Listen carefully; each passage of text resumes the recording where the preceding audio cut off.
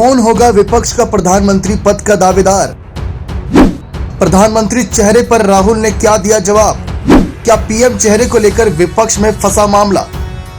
जी हां, लोकसभा चुनाव की तारीखों का ऐलान हो चुका है। प्रथम चरण की वोटिंग 19 अप्रैल को होनी है और ऐसे में स्थिति बनी हुई है कि नरेंद्र मोदी के खिलाफ विपक्ष किसको अपना पीएम फेस बनाकर उतारेगी।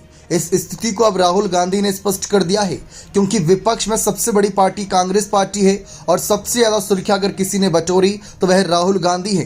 राहुल गांधी से इस सवाल का जवाब जानने की जब कोशिश की गई तो राहुल गांधी ने भी बाकी सीनियर नेताओं की तरह ही जवाब दिया।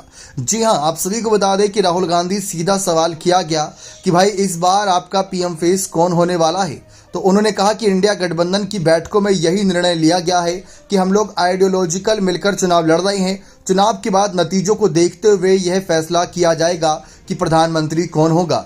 राहुल गांधी ने वही जवाब दिया जो इंडिया गठबंधन की बैठकों के दौरान मल्लिकार्जुन खड़गे ही नहीं बल्कि शरद पवार, उद्धव ठाकरे और अखिलेश यादव जैसे नेता दे चुके हैं। एक तरफ एनडीए से ये बात क्लियर है कि नरेंद्र मोदी के चेहरे पर ही चुनाव लड़ा जा रहा है, तो दूसरी तरफ बहुजन समाज पार्टी जो एक राष्ट्रीय पार्टी है उनकी तरफ से भी क्लियर है कि अगर बीएसपी इस बार कोई बड़ा खेल करती है तो मायावती को ही पीएम फेस के लिए आगे किया जाएगा। यानी कि हर समुदाय के वोटरों को साधने के लिए हर दल ने अपनी अलग अलग रणनीति को चला। इंडिया गठबंधन में पीएम चेहरे को लेकर पहले से ही विवाद और मतभेद देखने को मिलता रहा है। बिहार के मुख्यमंत्री नीतीश कुमार इंडिया गठबंधन की बैठकों को लेकर शुरुआत में काफी सक्रिय थे।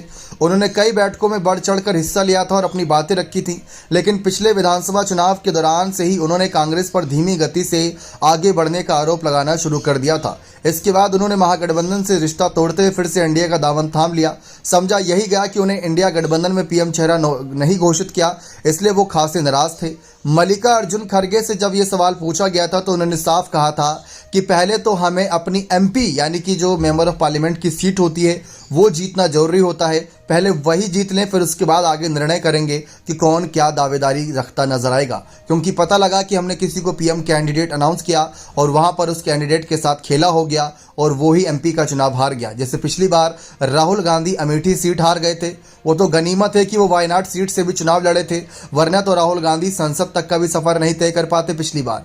ऐसे में मायावती की स्थिति को भी स्पष्ट कर दें तो उनकी तरफ से उनकी पार्टी के नेताओं का बार बार कहना है कि हम तो भाई मायावती को ही यानी बहन जी को ही पीएम फेस मानकर चुनाव लड़ रहे हैं, उनको ही प्रधानमंत्री बनाना हमारा सबसे बड़ा सपना है। क्योंकि इस देश में जिस तरीके से बीजेपी और कांग्रेस को लेकर उन्होंने अपनी बातें रखी तो मायावती के नाम को आगे करा, लेकिन इंडिया अलायंस की स्थिति को राहुल गांधी ने साफ कर दिया है कि सब मिलकर साथ चुनाव लड़ेंगे, जीत जाने के बाद ही निर्णय होगा। अब देखते हैं ऐसी स्थिति में क्या माहौल बनता है। बने रहें चैनल के साथ। बहुत बहुत धन्यवाद।